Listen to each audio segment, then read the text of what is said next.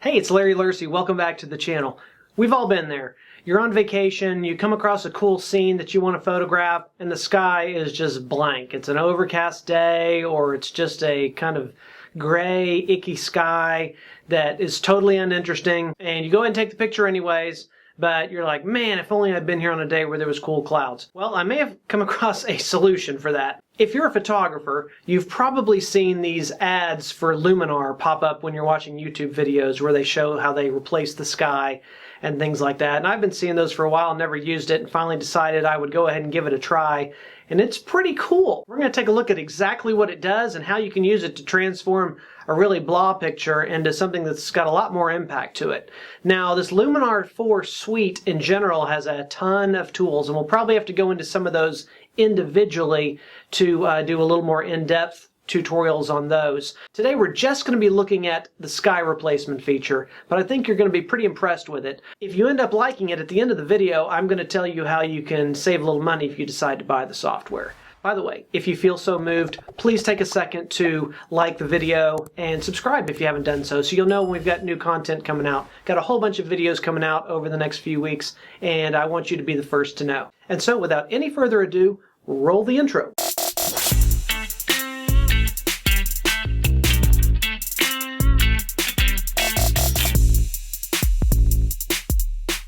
Okay, so here we are in Photoshop, and these are the two images that we're going to be working with today.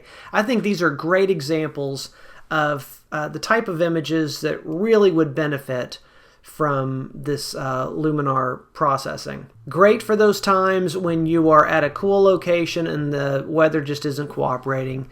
In this one, we've got just a plain blue sky, not a cloud in the sky, and it's just kind of giving us this overall light blue sky, which just isn't very photographically interesting. And here, kind of another end of the spectrum where it's just about to rain, big cloudy overcast day, and so as a result everything's just kind of blah and flat. So these are going to be ones that are going to be great to try and enhance with an upgraded sky.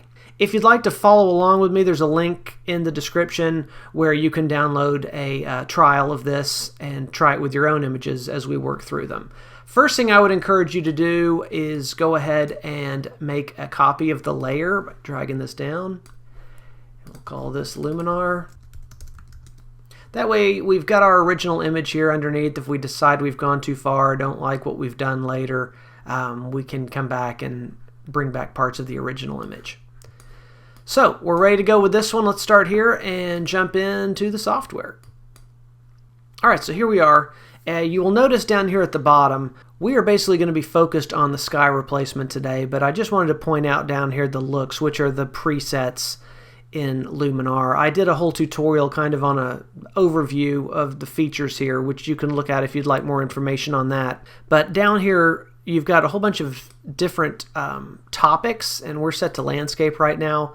And one thing you can always just do is roll through these and take a look at the different images like that, which are pretty cool right out of the box. But like I said, we're going to focus on skies today. So we're going to come over here. You're going to find it under the Creative folder. Right here at the top, AI Sky Replacement. So here's the window we're going to be working with. Choose Sky Selection. And then here are all the skies that come with the software. You also have the option of loading your own custom sky. Okay, before we go any further, I want to take a second to address the elephant in the room, which is the moral dilemma of swapping out skies in photographs. You will have people say, anytime you add a sky that wasn't really there, that's kind of cheating in Photoshop. Certainly you would have someone argue that dropping in a sky that wasn't your sky, like we have the ability to do here, is cheating in photography. And I would say that it really depends on the purpose of the image. If this is something that you're planning on entering in competition or some sort of something you're putting in an art show, personally I would want it to be 100% my own work. I don't think that you should be entering things that have someone else's work, even if it's a tiny bit in it.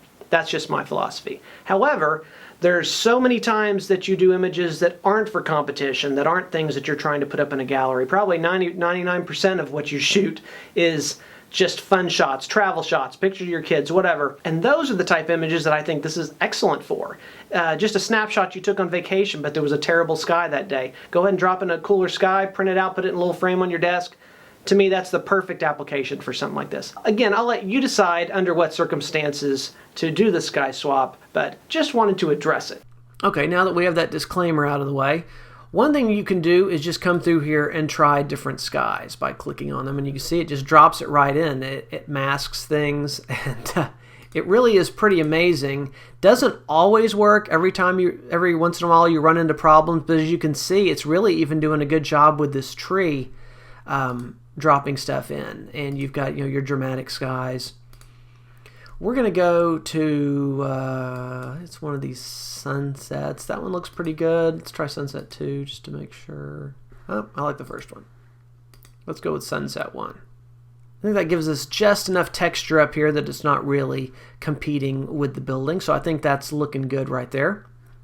You've got the option down here to make some adjustments. We can move the sky up and down. Work on the blending and the horizons, and this one we're actually pretty lucky. It's looking perfect already to me, so we are going to just leave it as it is for right now. In the next image, I think we'll probably have to do a little more of this work, but this one I think we're pretty good on that sky. One thing of note is you've got this augmented sky that is kind of interesting, where you've got all these different things that you can add to the image, like birds. I'll put a whole bunch of birds up there in the sky. So I go for an Alfred Hitchcock type thing. So you've got things like that you can do. Moons like that. Let's get up here, we can see it. So you can add like a moon to the image. Kind of interesting.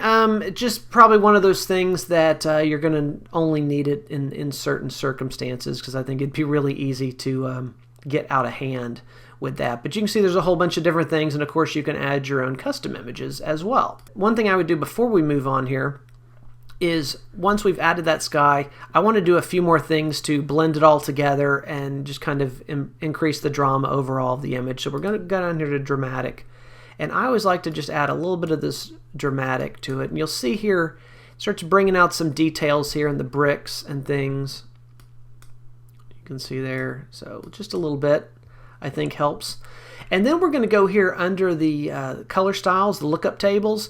And what this is lookup tables are, to simplify things, basically you're taking one color space and moving it to another color space where things are, it's going to shift the colors that are in the image a little bit. So the easiest way of kind of thinking about it is kind of as almost as color filters, which is not really what it is. It's more changing the values, but I think it kind of makes sense to think of it that way. And what you'll do is you've got, again, all these different ones, and you kind of go over them. You're just hovering over until one of them jumps out that you like the look. And I kind of like this riverside. So I'm going to click that, and you can see it's given us this shift in color. So really all we've done is added that sky and added this riverside color style. And just from that, you can see, I mean, that's crazy. From that to that. I mean, that looks like a snapshot. That's got so much more drama to it. Obviously, still probably would want to come through here and change some of this lens distortion, fix that a little bit, maybe even take out these people. But again, as far as just a basic point-and-shoot travel shot, from that to that, I think is incredible and quite a jump.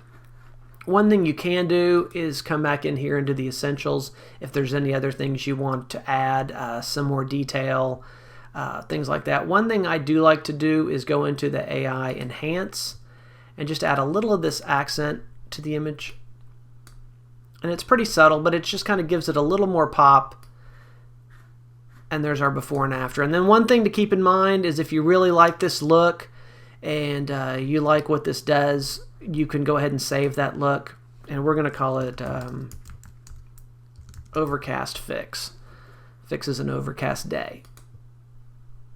And then I'll have that down here in my my user looks if I want to recreate that. This would be especially handy if there was a really cool building on the other side of the courtyard that had the exact same situation, and I said, well, I know I like this look. I want to do that to the building on the other side, and you'd just be able to go right to it. Again, we've got all these other pieces here, and we'll have some other videos that talk about those. And honestly, they're pretty self-explanatory. A lot of them you just go around and play with. That's just showing you how to swap out the sky. So let's go ahead and apply this. And again, I just want to stress that we've got that up here as a separate layer above the other one. And we will go ahead and rename this to Overcast Fix. That way we know that's the name of the preset we used. And let's make that a little bit bigger, and just one more time, before and after.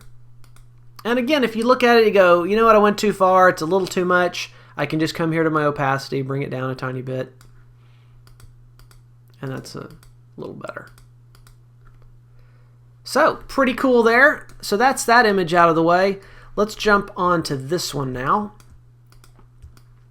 and deal with just this plain blue sky. So again, first thing we're going to do, drag down here, call it Luminar, and jump in.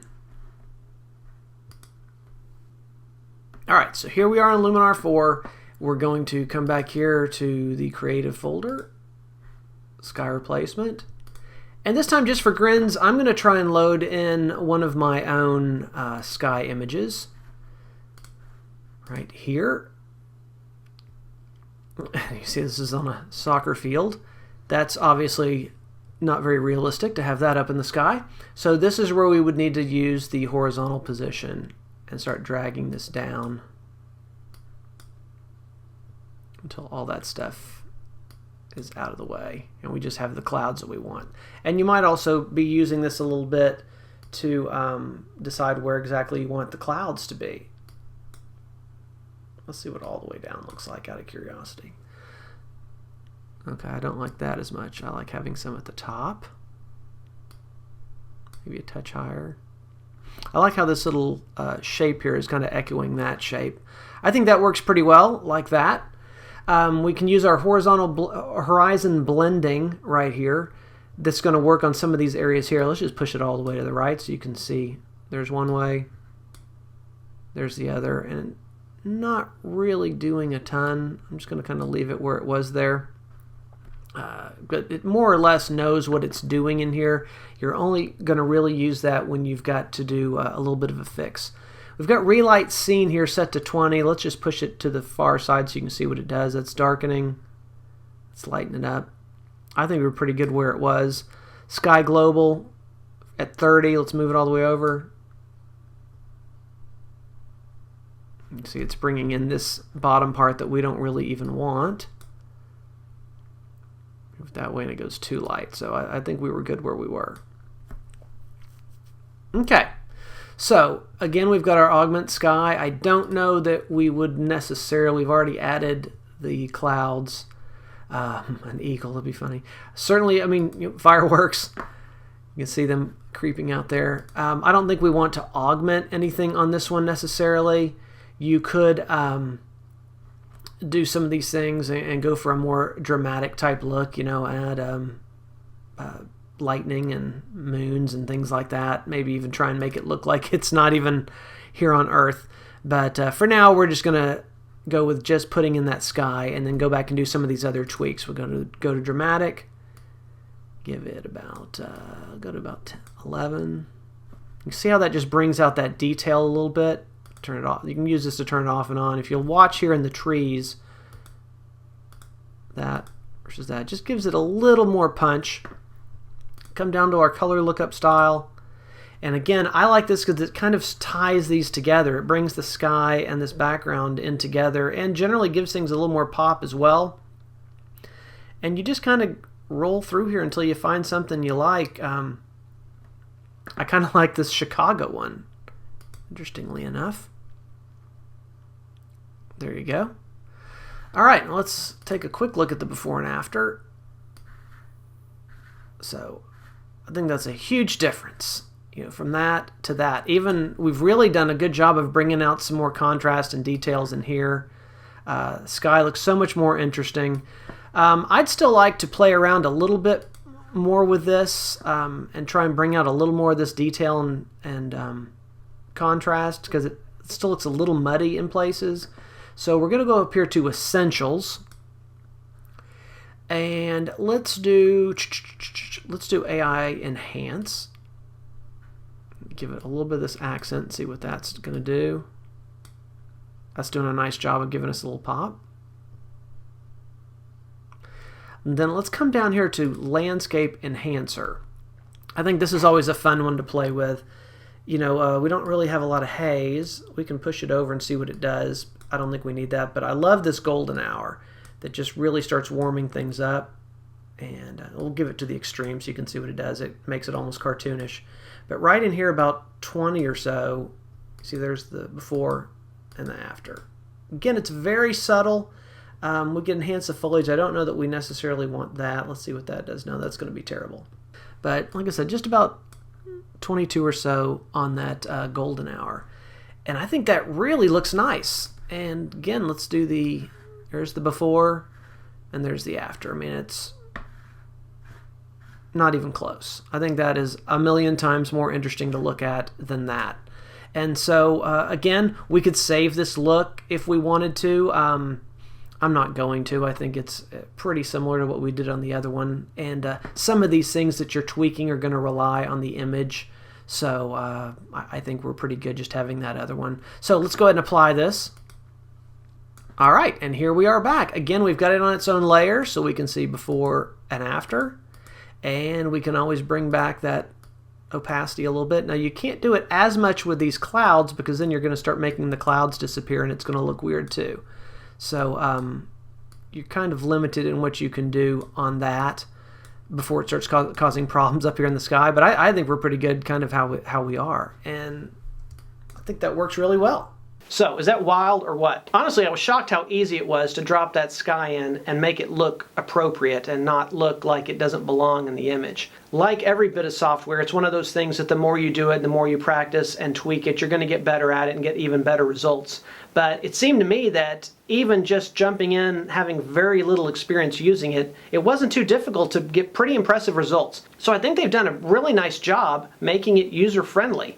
If Luminar looks like something that would be great for your workflow, there is a link down below that will tell you how to get to the website, and you can use the coupon code LarryPhoto, and that will give you $10 off. By the way, I'd love to know, have you tried it yourself? How easy was it to drop in the sky? I know a lot of times you watch a tutorial and it looks really easy on the screen, you do it yourself, and it seems very complicated. I'd love to know if you tried it, what kind of results you got. Also, if you have any tips on ways that you did it slightly differently that give even better results, I'd love to hear that. So anyways, I hope to hear from you soon, and we will see you later with more videos. Take care. Bye-bye.